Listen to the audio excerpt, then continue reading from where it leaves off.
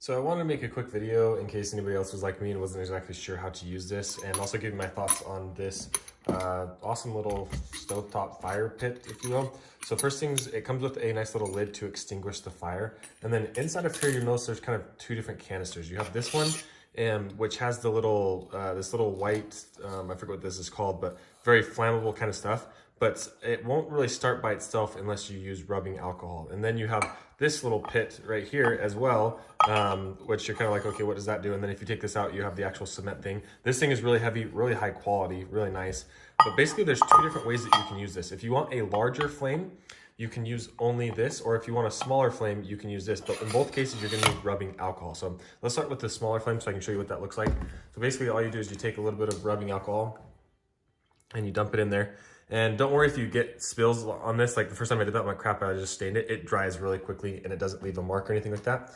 Once you have that there, then you just take your lighter and then you can see it starts a flame, and you'll notice that it's a little bit of a smaller flame coming out through for this one.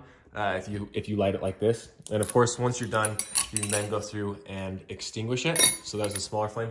Now, if you wanted a bigger flame, maybe a little hot, what you would do is you would come over here, put some alcohol in this part, some rubbing alcohol.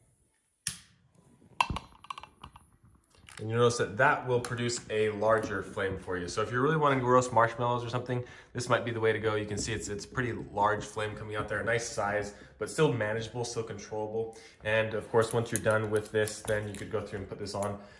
You could have this last for quite a while, depending on how much rubbing alcohol you wanted to put in there. You can see I just put barely a little bit, and there's still quite a bit. So it'll last you a long time if you're going through there. But I absolutely love this thing. It's great for roasting marshmallows and all sorts of different things. You can see that the alcohol is already starting to fade off of here. The rubbing alcohol, you don't have to worry about that staining it. So a beautiful piece and fun for kids, fun for adults to have an indoor kind of fire.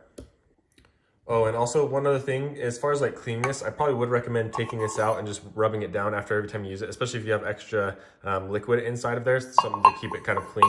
Same with this as well. You can obviously take this out. You can see that that was on fire, but it barely even lit anything on it. So this is of course reusable, that you can keep inside of this little container as well. But honestly, most of the time, we just use this part. This is just if you want a smaller flame.